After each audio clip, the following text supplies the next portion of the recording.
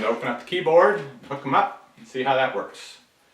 This looks like it slides out the side. Again, that's the keyboard kind of setting in a display case. Okay, well, we got that out. And then the keyboard right here. All right, I looked at both keyboards. This one, I was actually amazed by the fact that when I sat down in front of it, I could type at just about full speed, which is for me is probably about 45, 50 words a minute. I didn't type a great deal, but I didn't make any mistakes. And it is thin. Supposedly it adds a ½ pound to the weight of the surface. And then the part with the keys is what actually folds onto the glass, which had me kind of concerned, but they told me don't be concerned. They've taken that into consideration. So here at the very top, we've got the little metal pins, which in this case will match up with, so you basically line it up, set it there, and the keyboard should do its thing. I've got the kickstand out. Let's see if I can do this from the back. Whoa, okay. It's just like in the commercials. It jumped right on and clicked. So that part is very accurate. And all right, I found at least one way to get to that place where they show you everything that you can run on the computer. To do that, you have to go up to the corner to bring up the bar on the side. Now I'd forgotten there's a touchpad right in this, so I can just use it to go up here and pause. And there they appeared. And then go down to, oh, it went away. And go down to search, it's the top one. Okay, here we go. Now we got the screen where you can access everything. I like this one. I like it when you can access everything. Okay, we got everything, and hallelujah, my old friend Notepad.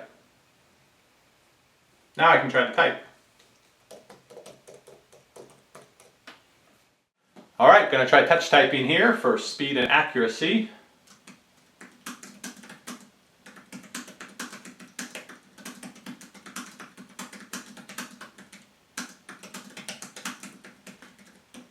Oh, my little boo-boo there at the end. But other than that, pretty good. That's pretty much my typing speed. And not quite as comfortable as if there's more travel in the keys, but it's enough to let you touch type, so it's good.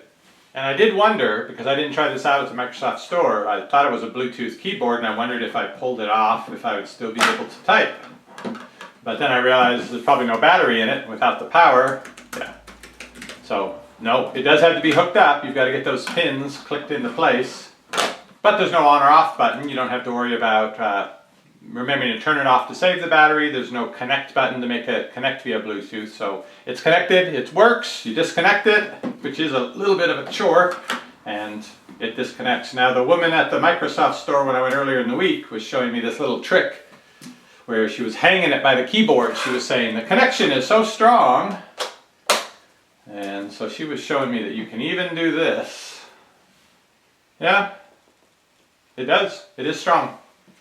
Touchpad, of course, works or doesn't work as the rest of the keyboard. Works or doesn't work. If it's attached, it works.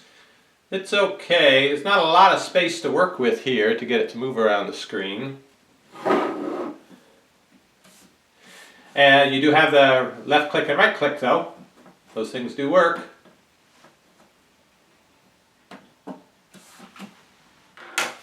So, I like this keyboard. I don't know if I like it $129. It's a bit much if you think of it just as a keyboard, but with the cover and the fact that this is so expensive anyway, I suppose it kind of all goes together.